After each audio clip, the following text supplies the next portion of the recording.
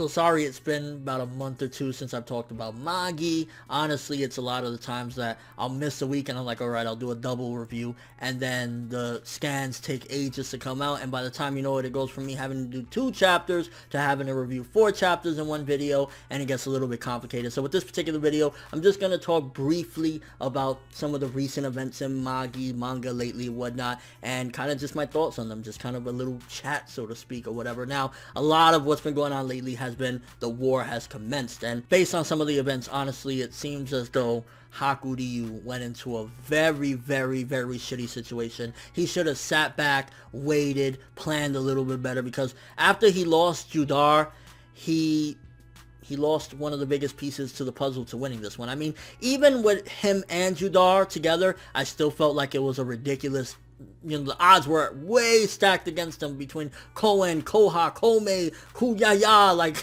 so many of these motherfuckers were out there to defeat him and destroy him. So coming into this war, I felt like, bro, what are you doing? You have like your dad's 2 old dudes and they're trying to go in, but he went into a really bad battle that the odds were way too stacked against him, and it's not like he's some fucking mastermind strategist that can, like, you know, oh, go to the left and take them from the side. You know, it's Hakuryuu at the end of the day. He's running off hatred and vengeance. So coming into this one, I was like, oh, and then we see in some of the chapters as things progress, like, my fears were correct, especially without Judar. It's like, yo, your arms is falling off, your legs is wearing out, what the fuck are you doing? Why did you jump into this, bro? So a lot of politics as well lately with Magi, I noticed that, and I know a lot of people thought like maybe I dropped Magi because the last review I didn't really care for the events or whatever of Alibaba and Judal and what was going on or whatever. I didn't drop it. I would never drop Magi. I love Magi, so definitely wanted to clear that one up as well. And honestly, the Magi Manga has just been pretty cool lately. The war has been pretty dope. I mean, again, it's just been way stacked against Hakuryuu, and I don't have any confidence in him winning, or I didn't have any confidence in him winning this one up until the latest chapter. But it's been really political, really politics heavy. It was interesting to see some of the events with like Kogyoku and, you know, a lot of the stuff that happened as far as like building up until these last few chapters. It was like, it's a war, but it's more like a slaughterhouse against, you know, Hakuryuu or whatever. Now, the latest chapter, the big revelation that really made me like, okay, I gotta stop the bullshit, I gotta talk about Magi right now.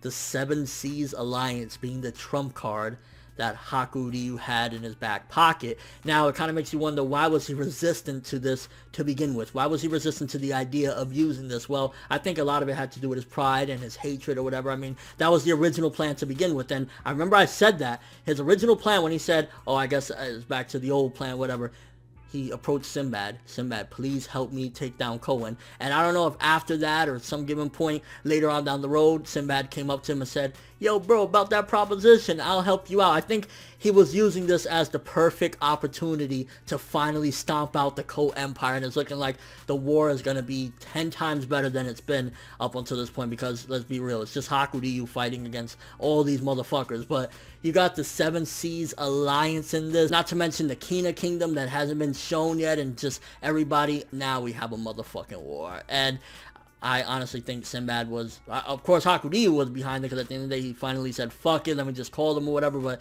Sinbad planned all of this. He's been playing them like fools. Hakuryuu was nothing but a puppet to this motherfucker, so I know it was Sinbad. I always say Sinbad, you shady motherfucker, and honestly it just looks like with this latest chapter the war is going to be flipped upside his head, and now Kouen, Koumei, all of these motherfuckers are about to get served because the 7 Seas Alliance has so much power.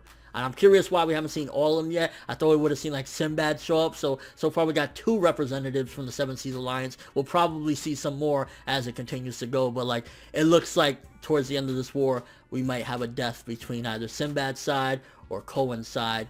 And I don't think it's going to be Sinbad at all. And also just seeing Aladdin's character kind of got me a little bit sad. I mean, he just completely doesn't give a fuck about anything right now that he thinks that Alibaba's basically lost forever. So kind of sucks to see his character like that, and it kind of makes me down, because like one of the things I love about Magi and Aladdin's character is like he's just makes you happy. It's like this little fucking kid that just makes you happy. So to see him down is like, oh, I can't wait to see his character get back to where it should be and develop and past all this. Because at the end of the day, one of the things I would like for Aladdin to grow from this is to find some sort of clarity that even if Alibaba and his friends die, he cannot let that stop him. He cannot let that stop him from bringing peace to the world, which is what Solomon wanted him to do. So I would like to get a little bit of development on him for that, because as of right now, he's just like, I don't give a fuck, I don't care, where's Alibaba? Like, so I want him to grow from that. But aside from that, Magi's just been really cool as always. I mean, I had a problem with the last chapter I reviewed. Doesn't mean I hate it. Just means, you know, I had a problem. But Sinbad